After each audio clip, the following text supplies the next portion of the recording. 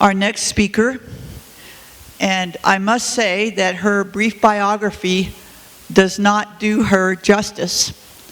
I had the privilege of taking a graduate class from Dr. Kais this last semester and found her to be incredibly knowledgeable and an expert in her field. She is an assistant professor of history at the University of Nevada in Reno. She first became acquainted with the California Trail when she was working at Fort Casper in Wyoming in the early 2000s. Her first book will soon be published by the University of Pennsylvania Press, and it's the Experiences and Legacy of the Overland Trail, and I know we will all want to acquire this. Her talk today is about Sarah Winnemucca's temporary grave. Let's give Dr. Kais a warm Elko welcome.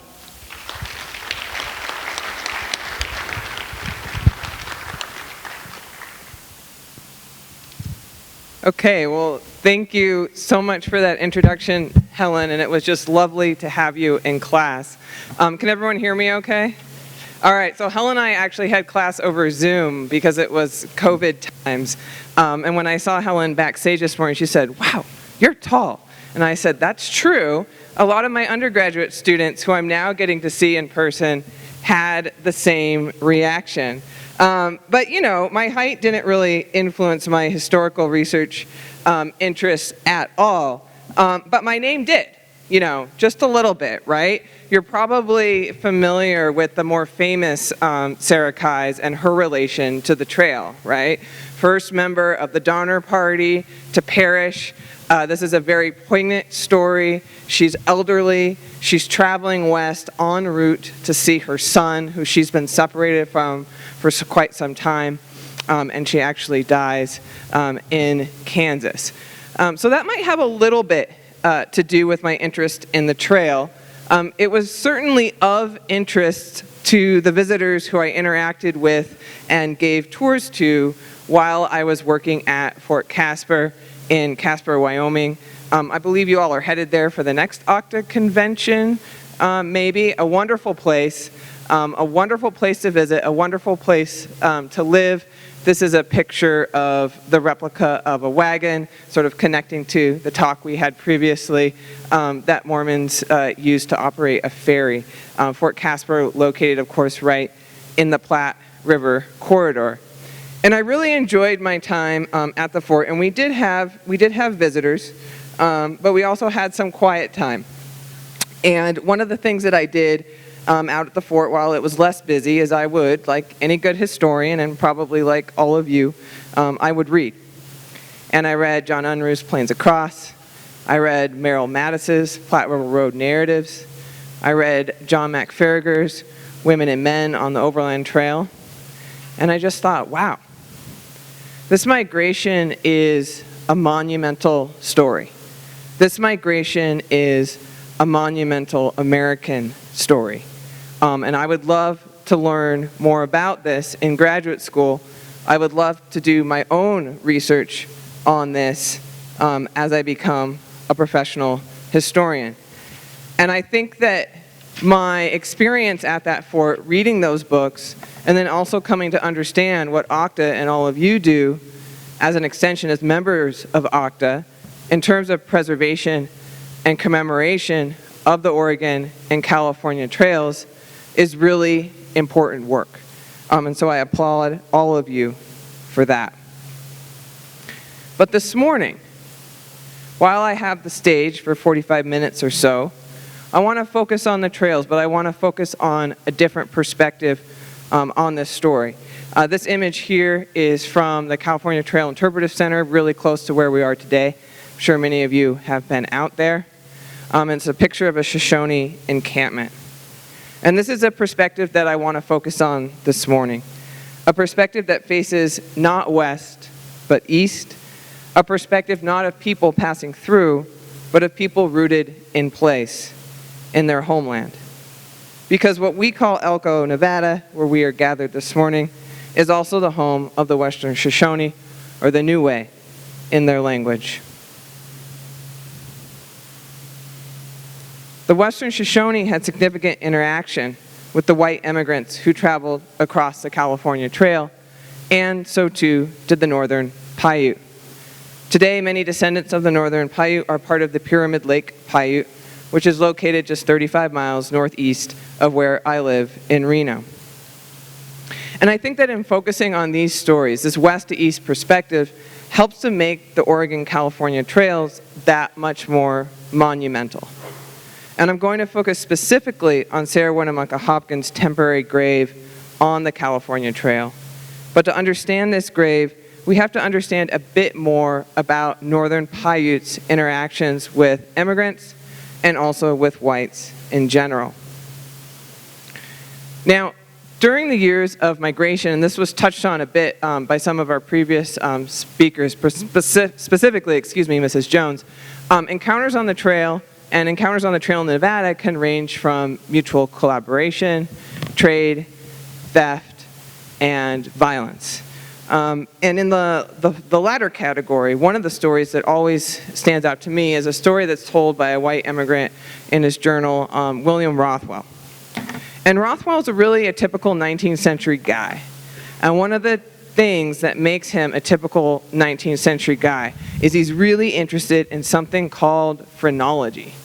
Now, you may or may not be familiar with phrenology, but phrenology is the idea that I could take my hand, I could come up to you, I could put my hand on your skull, and I could feel your bumps and your ridges and everything else that's going on under your hair, or maybe not so much hair, it all depends.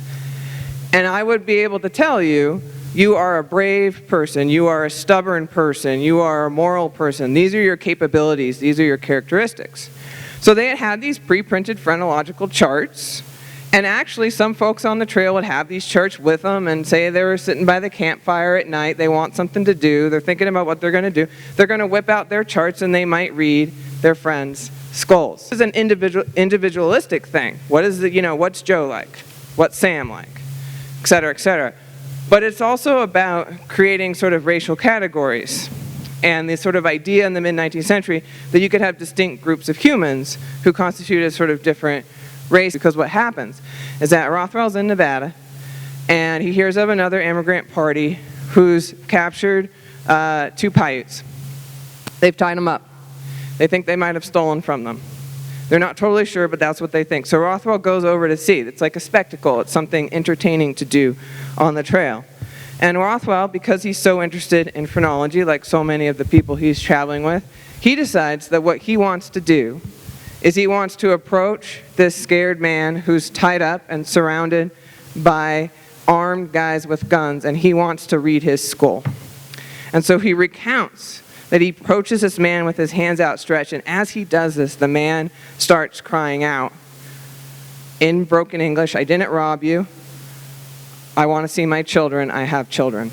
And Rothwell grabs his head and he does his assessment of the man's skull and basically pronounces him inferior. So I think the Paiute man came out of this encounter alive. But the violence of the fear and the trauma and the forced reading of the skull gives you some example of the range of interactions that happened on the trail. And then almost immediately after, sort of at the tail end of this major wagon train migration, we also have a huge mining rush into Nevada. We get gold in Virginia City. We have a lot of people who travel on the trail who are in California mining who come back over the Sierra, build up Virginia City very, very quickly. It's astonishing, really. A major turning point in the history of Nevada. And then we get additional violence between white settlers, miners, and Paiute peoples. And this becomes the Pyramid Lake War in the summer of 1860.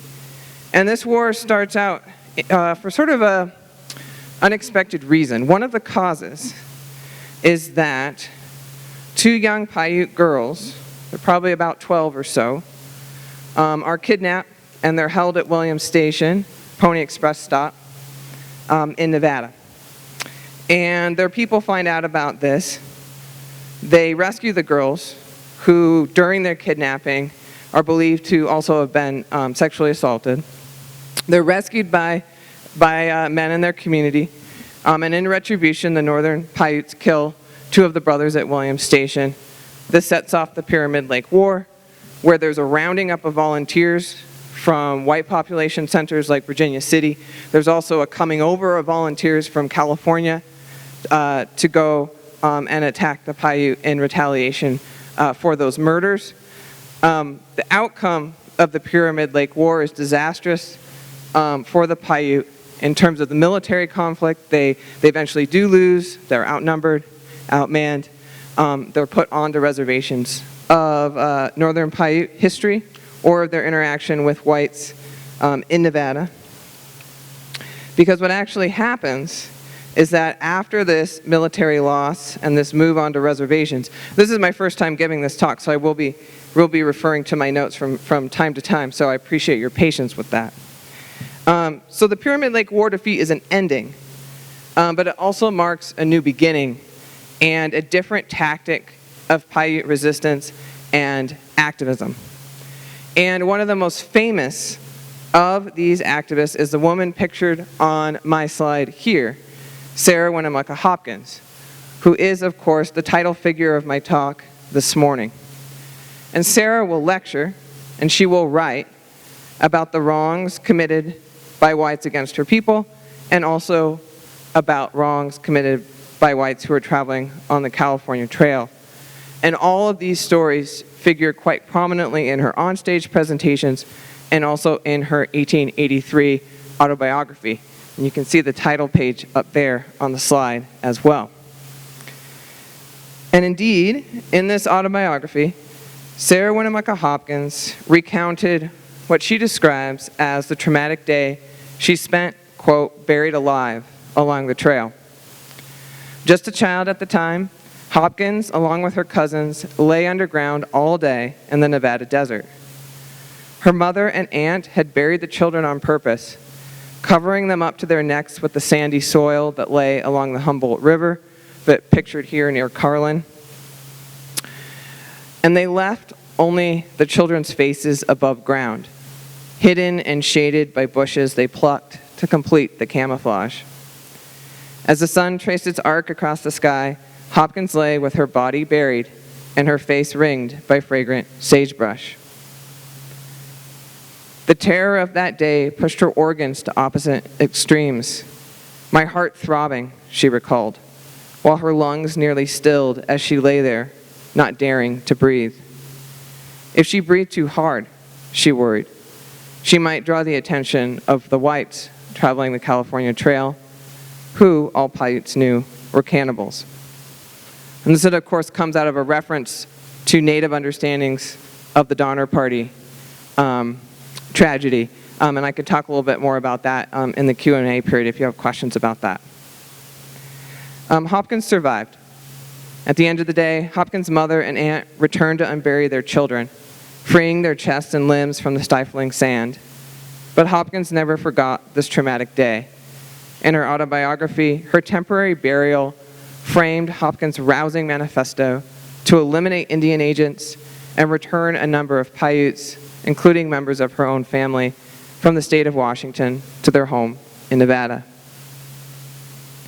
And Hopkins' story of her temporary grave is so important because it details her fear of white violence rather than this more well-known fear of Indian violence that you all know has been associated with the trail in an exaggerated fashion, right? And this is also referenced by Mrs. Jones in her talk.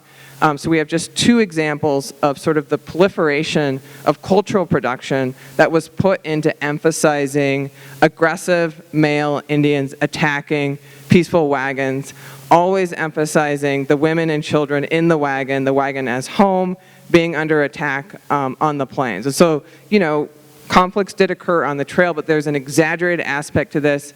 As we know, disease and accidents were the primary causes of death for white immigrants on the trail. And this is an exaggeration that is so persistent, right? Because on the top, we have an example from an 1857 periodical. On the bottom, we have an example of a post-World War II painting with very, very similar details in how these are being depicted. And so Sarah, in 1883, in her autobiography, is inverting this story. She's drawing her white audience's attention to a different story of violence on the trail. The other context of the time that makes Sarah's story so compelling and so original in its refocusing of perspective to the Native perspective is the ways in which people, former immigrants, their families, but also sort of railroad promoters, local historical societies, white settlers in their communities, how they're sort of using the graves of immigrants in the late 19th century. And kind of in similar ways to images of Indians attacking wagon trains, sort of graves of white immigrants are used to emphasize the suffering and sacrifices of the hardships of the trail. And there certainly were hardships. But Sarah, in describing her grave and her story and her experience, is elevating her people's story alongside that of white immigrants that's doing more work in sort of dominant American culture at the end of the 19th century. Lucinda Duncan's grave, has anyone been out there? Very close to us. An important example of this commemoration of the immigrant dead in the late 19th century, and also an example that was commemorated in part because of the railroads company involvement with that site. So this is another part of the important context. It helps us to understand how important Sarah's story is and what she's really contributing to our understanding of the trail. And Sarah's also doing this activism, describing her temporary grave, her experience with whites along the California Trail, at a time that other Native peoples are using similar tactics to try to call for redress from the federal government, for better Indian agents, for return to their homelands. One really poignant story comes farther east from the Ponca, and it actually helps Native people win a landmark legal battle. And again, this centers around a story of a grave and a death and a father's desire to return his son's body home, away from the reservation, and back to Nebraska. And I could talk a little bit more about that in the Q&A as well, if you're interested. And this is a really significant movement amongst Native activists, because one of the stories of what's happening with Native people that whites are telling in the late 19th century is that Native people are disappearing, they're dying. And Sarah, this Ponca man, Luther Standing Bear, and others are saying, we may be dying, but it's not inevitable. It's happening because of actions and decisions that are being made at the highest levels of government. But Sarah's story, I think, is exceptional because she does have a specific position as a Northern Paiute woman, and that her story is really also about the ways she's able to find the right medium for her message and also the right network. And she's been working on telling her story. By 1883, when an autobiography has been published, she's been working on telling her story for almost 20 years. She first appeared on stage in Virginia City in 1864, and she would go to San Francisco as well. She was probably only around 17 when she started on stage giving public talks, kind of like what I'm giving to you right now, right? There's no radio, there's no television. So in the 19th century, you want to educate people about something, you want to share your story, you get up on stage and you speak. You give an oral presentation. And so Sarah was in Virginia City, she'd go over the mountains, go down into San Francisco, and she eventually traveled east as well. And it's very likely, we have sort of some gaps in the historical data, but it's very likely that she was telling the story of her temporary grave on stage. And because of these stage presentations that she was doing, both in the West and also in the East, she was able to connect with leading reformers who are working primarily out of cities in the Northeast. You can see on the title page for her autobiography, edited by Mrs. Horace Mann, That's Mrs. Mary Peabody Mann. She's one of the most famous white female reformers of the late 19th century. And so she saw Sarah talk, she built a relationship with her, and she helped her get her book published. And so this is really key to Sarah's prominence and to her ability to become the first Native woman to write an autobiography in the United States. So this is still remarked upon as one of the most transformative publications in American history. So making those connections across the East, getting her autobiography published, that's a big deal. But there's other aspects to Sarah's story that really help to make her story seem sympathetic and relatable to the white audiences that she's trying to reach, to convince them that changes, reform need to be made to help her people. And one of these is this widespread Victorian fear in this time of being buried alive, right? Medicine in the 19th century, as you all know, is not what we have today, right? So there's a great concern that people will be buried too quickly and that perhaps people might be pronounced dead when they are in fact not dead. And so one of the remedies that comes across for this are these sort of developments of these mechanized coffins in which someone who might have possibly been buried alive could be buried inside the coffin and pull on a rope so that a bell that's above ground would ring, and presumably someone walking through the cemetery, or maybe they would actually appoint like a family member to wait near the grave for some period of time, would hear the bell and then be able to unbury the person and thus save them the fate of being buried alive. So Sarah's grave, in her description, her head's about above ground, but she's describing the fear of being stifled by the plants, not being able to move, having her body be underground. So that's a really important piece of what she's doing with that story. There's likely, for that fear of being buried alive or being buried underground, there's likely Paiute cultural influences as well. But in terms of how she's trying to reach her white audience, those bells in the casket is a good way to remember that. Another thing that Sarah's doing in her story to garner sympathy, to try to get audiences to see things from her point of view, is she's really leveraging her identity as a young girl at the time of her temporary burial. So her gender and her age highlighted the trauma of her vulnerability. And this context is important because many of the women she's working with, many of the people that she's speaking to, are white female reformers who've also been involved in the women's suffrage movement, right? And now it's the late 19th century. They'd hoped women would get the vote nationally, around the time of the Civil War, and it didn't happen. And so these white female reformers, they're frustrated and they're galvanized, and they're also feeling like they haven't achieved the equality that they've been striving for a big chunk of the 19th century.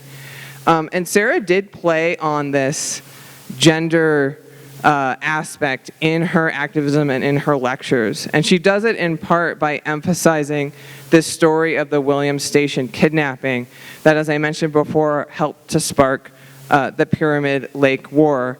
And she actually retells this story on stage, and she retells it quite graphically on stage and also in her autobiography, talking about the young struggling girls taken into the house, carried down to the cellar, bound, handkerchiefs stuffed into their mouths, and then abused. And so again, there's this narrative of abuse and violence and being held against your will and being scared and unable to move underground.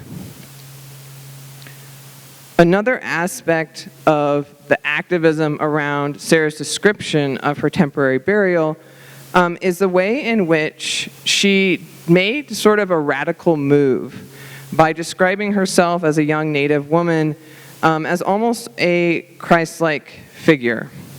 Her unburying at the end of that day, or what we might also see as a form of resurrection, likened a Native American woman to Jesus. Unburied by her mother, Sarah rises again to begin a new life as a public activist. And so with this short anecdote of her temporary burial, Sarah blamed whites for her suffering, she got them to identify with her, and then she elevated herself above them as a great Christian martyr. And towards the end of the 1880s, she'd gained some of the redress that she hoped to gain from her activism. A number of Paiutes were returned from Washington to Nevada, which had been one of the major objectives of her campaign.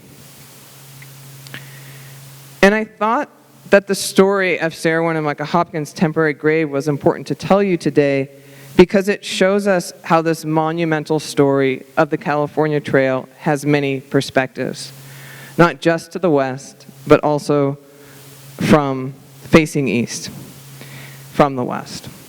And as OCTA is doing, including all of these perspectives and all of these voices gives us a richer, more significant understanding of the trails. Thank you.